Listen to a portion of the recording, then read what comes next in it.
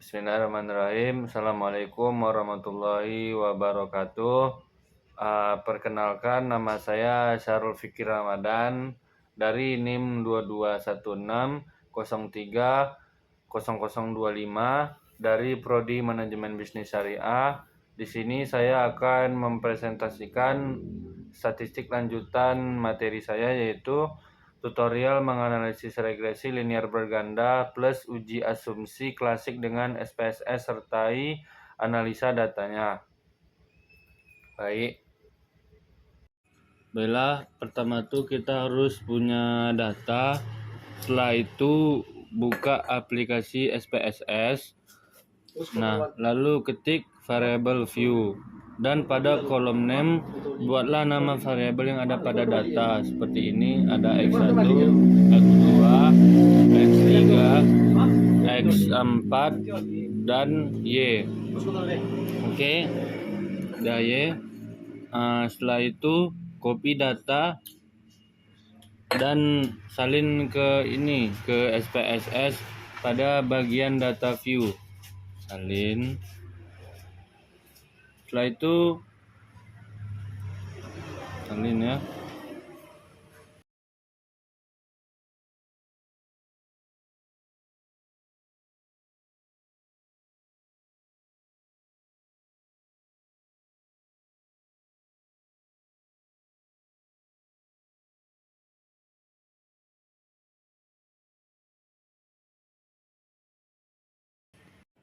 Nah, setelah itu kita klik analis, kita klik regression, setelah itu klik linear, setelah itu variabel Y. Nah, itu ada Y tuh, variabel Y. Dipindahkan ke dependent.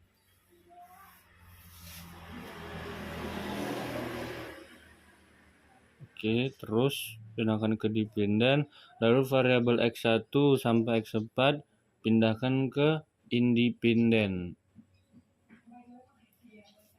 Nah, semuanya. Setelah itu kita tekan klik statistik, lalu klik collinearity diagnostic. Itu yang paling bawah, tekan, terus lalu klik continue. Nah, continue. Lalu tekan menu plot, lalu klik tree plot. Ya, tekan itu.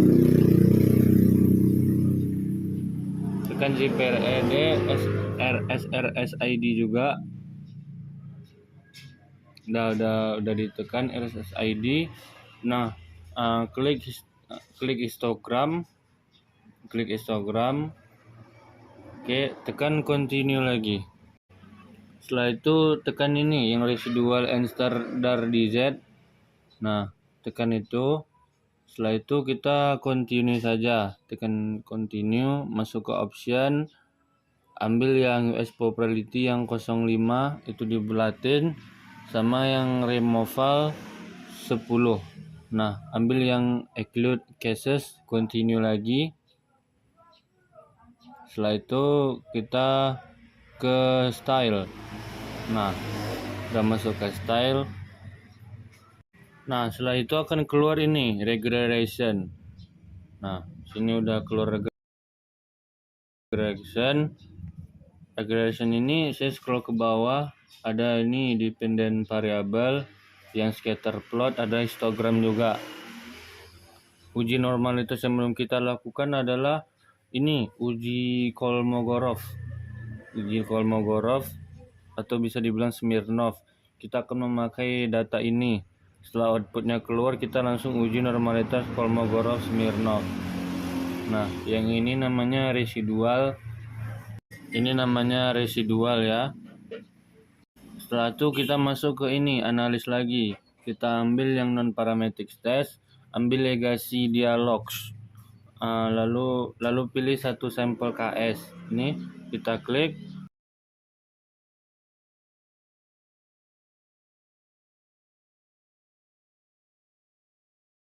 Lalu masukkan hasil rescue.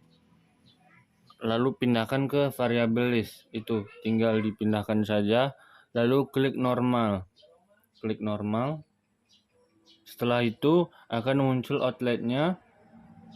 Ini ntar saya garis dulu normal. Kita akan masuk outletnya. Kita tinggal enter prestasi sebetulnya. Saya sudah pindahkan ke Word. Lalu untuk mempersingkat video,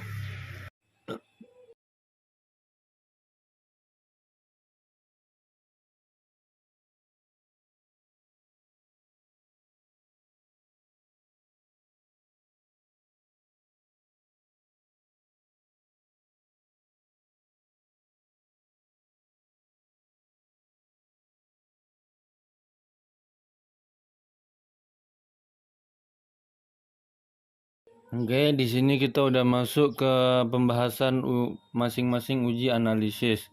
Yang pertama ini ada uji klasik. Ini ya, uji klasik.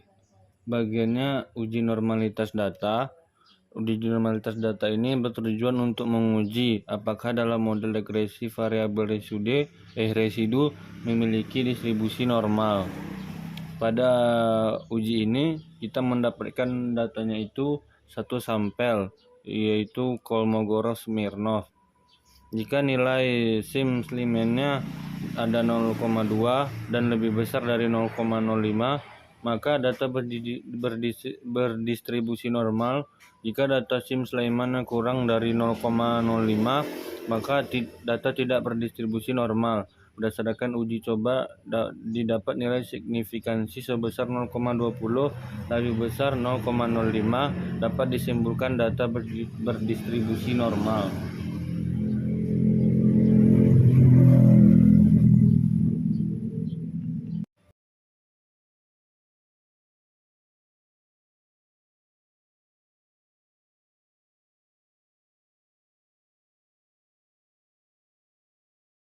Baik, yang kedua itu ada namanya uji multikoleknearitas. Uji ini bertujuan untuk apakah model regresi ditemukan adanya kolerasi antar variabel bebas independen untuk mendeteksi ada atau tidaknya multikoleknearitas dalam model regresi. Multikoleknearitas ini kita tinggal lihat nilai toleransi dan VIF-nya. Data ini bisa dilihat dari nilai koefisien data. Yang baik ini tidak terjadi gejala multikoleknearitas. Oke, syarat regresi ketentuannya jika toleransi di bawah 0,10 ada VIF-nya di atas 10 maka terjadi multikoleknearitas. Ada namanya variabel X1 memiliki nilai toleransi 0,26 dan VIF 38,496. Jika nilai toleransi 0,2 dan nilai VIF-nya kurang dari 10 berarti tidak terjadi multikoleknearitas. Berarti uji asumsi klasik untuk multikoleknearitas sudah terpenuhi ya guys ya.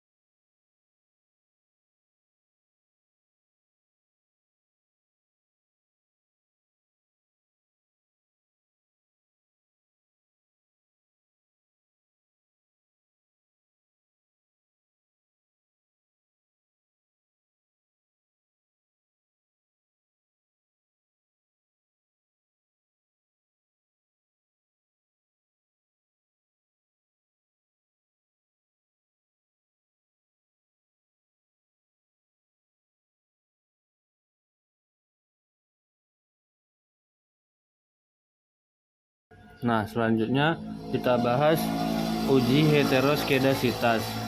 Uji ini digunakan untuk mengetahui ada atau tidaknya penyimpanan asumsi klasik heteroskedasitas, yaitu ketidaksamaan varian dari residual untuk semua pengamatan pada model regresi adalah tidak adanya gejala heteroskedasitas. Ada beberapa pengujian yang bisa digunakan di antaranya yaitu dengan melihat scatter plots. Pada uji ini datanya berupa scatter plot. Apabila titik-titik ini tersebar secara acak dan tidak berpola di atas garis-garis nol, maka tidak terjadi heteroskedasitas.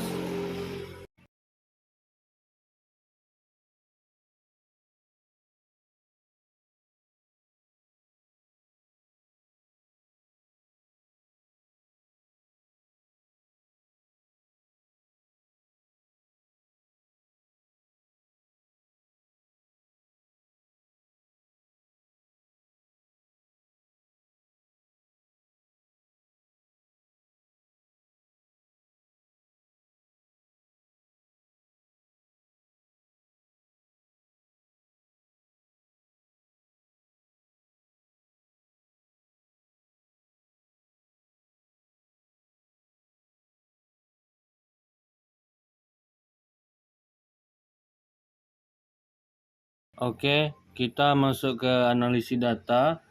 Ya, ini ada yang pertama namanya UGF.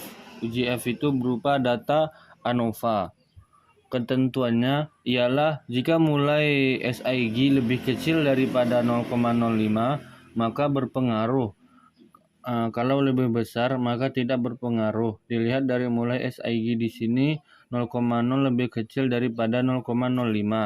Artinya ini mempunyai pengaruh secara simultan kalau kita gunakan nilai F dan dibandingkan dengan nilai F tabel. Cara menentukannya di video yang saya bahas tadi. Ini lebih besar daripada nilai F tabel 18 lebih besar daripada 3. Maka disimpulkan bahwa motivasi dan lingkungan kerja berpengaruh terhadap kekuasaan kerja yang secara simultan.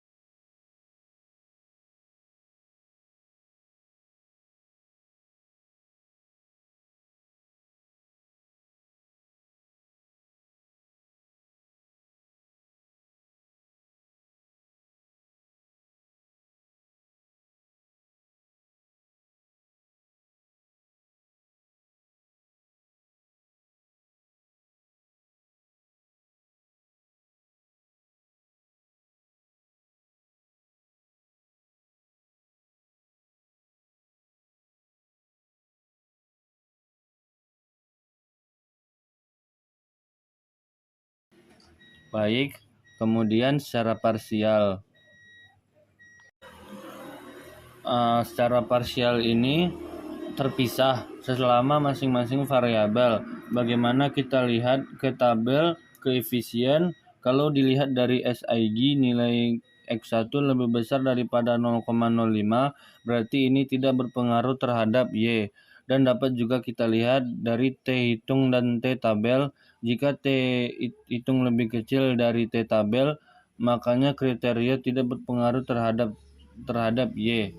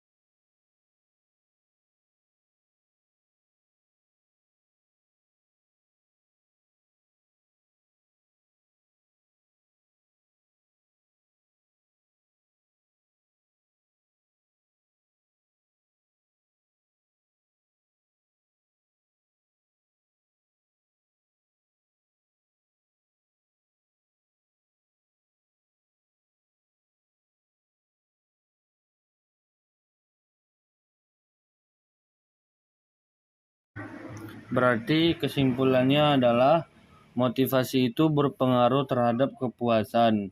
Lingkungan kerja tidak berpengaruh terhadap kepuasan kerja. Motivasi dan lingkungan kerja berpengaruh terhadap kepuasan kerja. Baik, kita masuk ke koefisien determinasi. Koefisien determinasi ini kita bisa lihat nilai F-score-nya itu nilai koefisien determinasi itu nilai F-score-nya 0,090, artinya 90% motivasi dan lingkungan kerja mempunyai atau menkontribusi berpengaruh terhadap variabel Y. Determinasi untuk mengetahui seberapa besar berpengaruh.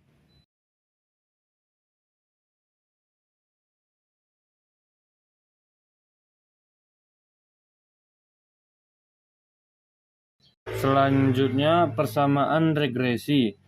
Yang yaitu nilai konstannya yang di garis ini 1091,094